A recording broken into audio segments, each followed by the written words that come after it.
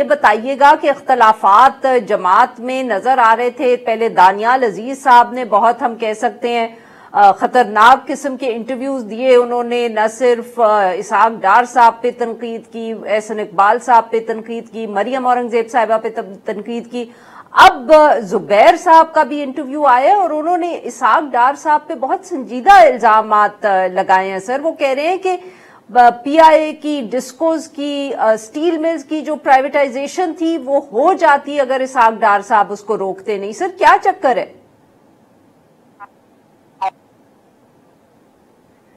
جی دیکھیے، یہ زبیر صاحب نے جو بات کی ہے یہ ان کا ایک اختلاف ہو سکتا ہے کہ کس وقت پہ پرائیویٹائزیشن ہونی چاہیے تھی اور وہ نہیں ہوئی. لیکن چونکہ اس وقت ڈار صاحب جو ہیں وہ ہم ایک IMF پروگرام میں تھے 2015 میں، تو اس کی جو ضروریات ہیں اس کے مطابق ہی پالیسی کے فیصلے کیے جاتے تھے. تو اب ان کا 8 سال بعد یہ کہنا ہے کہ اس وقت 8 سال پہلے یہ فیصلہ درست نہیں تھا، ان کی رائے تو ہو سکتی ہے لیکن اس میں کوئی حتمی درست یا غلط بات نہیں ہے، ایک پالیسی ڈیسیژن ہے.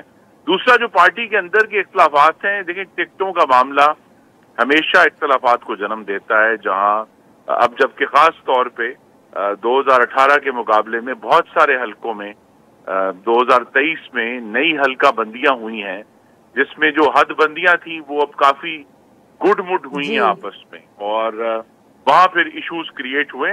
لیکن مجھے بڑی توقع ہے، آج بھی میں وہاں موجود تھا پارلیمنٹری بورڈ میں، کہ ہفتے کو جب پارلیمنٹری بورڈ کی آخری جو مجلس ہے وہ ہو جائے گی، اس کے فوراً بعد جو ہیں وہ ٹکٹوں کے فیصلے ان کا اعلان ہو جائے گا. اور ساتھ ہی پارٹی اپنی کیمپین. اچھا سر یہ بتائیے گا کہ دانیال عزیز صاحب نے شروع میں بہت انٹرویوز دیے، خاموش ہو گئے. زبیر صاحب کا غالباً ایک ہی انٹرویو آیا ہے، ہیڈ لائنز کریٹ ہوئی ہیں، خاموش ہو گئے ہیں.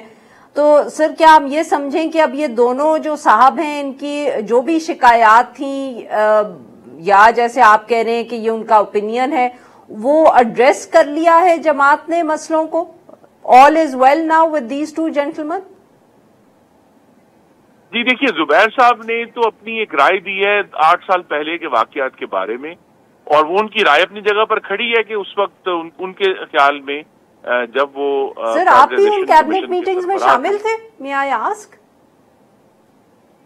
جی میں نے ان کے انٹرویو کے بعد اپنی یادداشت کو کھنگالا ہے، اور میرے نالج میں نہیں ہے، میرے یاد نہیں ہے کہ اس پہ کوئی فیصلہ باقاعدہ طور پر کابینہ میں کیا گیا ہو.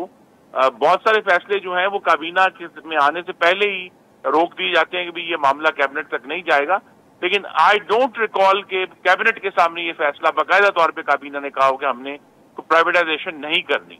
بلکہ ان دنوں تو کافی حد تک پریشر آج کی طرح بھی تھا کہ مختلف جو ادارے ہیں جو پاکستان کے لیے ایک ریونیو یا گورنمنٹ کی بجٹ سپورٹ جنریٹ کر سکتے ہیں، ان کو پرائیویٹائز کیا جائے. لیکن یہ جو پرٹیکولر واقعہ یہ میری میموری میں نہیں. صحیح.